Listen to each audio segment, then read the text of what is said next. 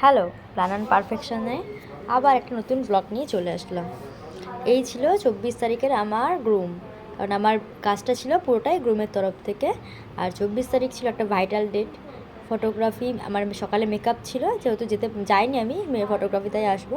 তো আমি গেছিলাম একটু লেট করে, কারণ গিয়ে আমি কাজগুলো দেখছিলাম যে কেমন কি কাজ করেছে সকালবেলায়।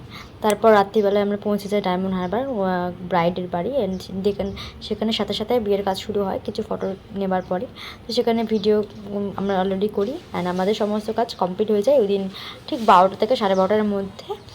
সমস্ত কিছু আমরা কমপ্লিট করে যখন আমরা ফিরি, মানে রাস্তাটা তোমরা দেখতেই পাবে, আমি ভিডিও করেছিলাম যে প্রচণ্ড অন্ধকার, তেমন কুয়াশা।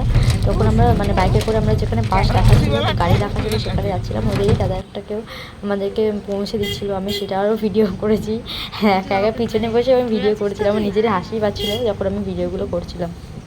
হ্যাঁ, লাস্ট আমরা যখন বাস বাসের কাছে পৌঁছাই, বাস ছাড়ে, তখন আমাদের মাঝ রাস্তায় বাসটা খারাপ হয়ে যায়। মানে ঠিক ডায়মন্ড হারবার থেকে খানিকটা এসছে এমন জায়গায় বাসটা খারাপ হয়ে যায়। অ্যান্ড সেখান থেকে আমরা কোনো গাড়ি পাই না, সামথিং কিচ্ছু পাই না। ঠিক এই যে এখানটায় আমরা দাঁড়িয়ে রয়েছি, পুরো অন্ধকার, মানে কিছুই নেই বলতে গেলে। এই যে বাসটা দাঁড়িয়ে রয়েছে, আমাদের বাসটা, আমরা যে কি মানে আমাদের কেমন এক্সপিরিয়েন্স হয়েছে, আমরা সবাই বলছিলাম যে কেমন লাগে, সবার কাছে কেমন লাগছে, এরকম সমস্ত কিছু।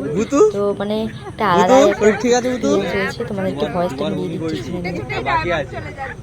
ঠিক আছে।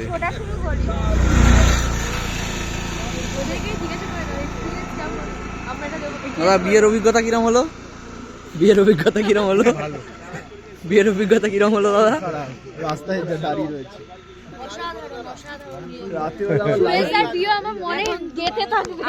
সময় বাস খারাপ হয়ে এখানে দাঁড়িয়ে অসাধারণ লাগছে। ঠান্ডার মধ্যে মশা কামড় খুবই লাগছে। পাশে হোগলা বোন। ওইদিকে কেউ জিজ্ঞাসা করে আসো, ওইদিক থেকে দাদা, বিয়ের এক্সপিরিয়েন্স কিরম হলো?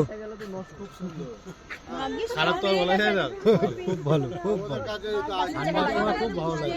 এখানে সবার এক্সপিরিয়েন্সটা আমি দিয়েছি সেদিনকে রাত্রে, কেমন লেগেছে তোমরা আমাকে জানাও। প্ল্যান অ্যান্ড পারফেকশনের কাজ কেমন লাগছে। Thank you.